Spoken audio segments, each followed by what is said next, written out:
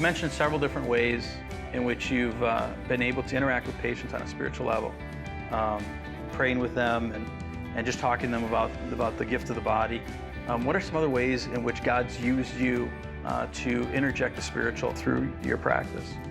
I think about this breast cancer patient who, when I was doing general surgery, anytime she came back in the hospital, she would page me. There was a time after having a relationship with her for about 1.5 years when she came in and I went and pulled back the curtain in the ER, and I looked at her and I thought, she's not going to leave the hospital. She was emaciated, hair out, and I could just tell. So Tommy, I stood there in my white coat with all my letters on after my name, and what this woman wanted more than anything was just me to sit with her, take the coat off, pray with her, and I didn't. And then I got called away to the OR. We ended up doing like a 12-hour trauma surgery, and then I had to go take care of stuff. I didn't end up getting back to try to reconnect with her for 24 hours. And in that time, she died.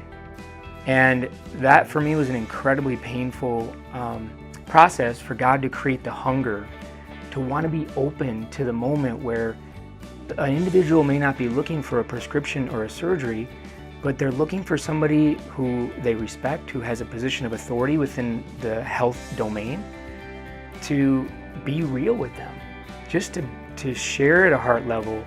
I remember thinking, standing with that lady, I'm not gonna cry. I'm not gonna cry. I'm not gonna cry. I'm gonna be strong. When that's what she wanted. You know, relationships have formed where I've been willing to step beyond the white coat and say, look, I get the sense that what you really need right now is not more medical hyperbole, but just have a dialogue. So philosophically, how do you see the integration of your faith with your work? He wants me to use my experiences and my knowledge to help create awe for the human body as a work of art. I feel like I've shifted from trying to be a perfect surgeon and make sure I don't make any mistakes for any patient, to using my knowledge to teach them about how incredibly beautiful and wonderful their body is made, our body is made. If I create greater awe and reverence for the spectacular artistic nature of the human body, people they want to respect it, they want to care for themselves, and it's sustainable. Do you ever find it difficult or maybe even scary to bring Christ into your career? It's the old inner man saying, well, if you're going to throw it out there that you're a Christian physician and you're going to call upon the Lord, what if he doesn't show up? What if he doesn't show up in a timely fashion? What if you're having a bad day and, you know, the last time the patient was in, you were on fire for the Lord? The days where I find it hard is when I feel like I lose touch with the fact that he's working through me and I'm a vessel, I'm a channel for him. Instead of, God, I really want to be seen as a Christian physician and I want to be perfect in this scenario, and oh yeah, I want to glorify you. And that means that when God isn't showing up when you hoped or when they hope, or they're not coming to church with you in a way that you had hoped, that you're still there.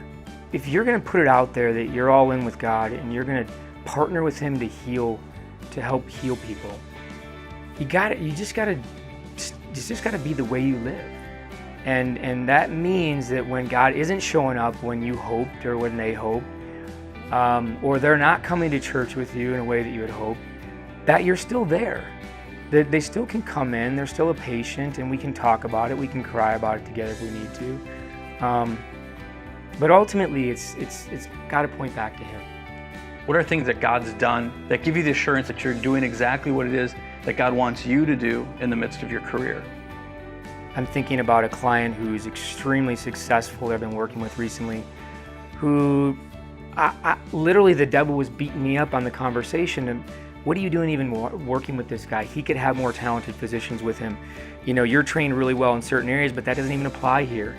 And as that junk is going through my head and I'm using the sword of the Spirit to say, no, greater is he who is in me, the guy opens up and says, and you know what I think the biggest problem is with my health? I was sexually abused as a kid. And it's like, wow, There's nothing I was doing per se other than maybe presenting a spirit that moved in his spirit to do that. Whether I choose to take Jesus to work with me or not, or I choose to take him home with me, or I choose to take him to church with me, or driving, he's always there. I mean, Thomas Kempis said it, wherever I go, there he is. The cross waits for me.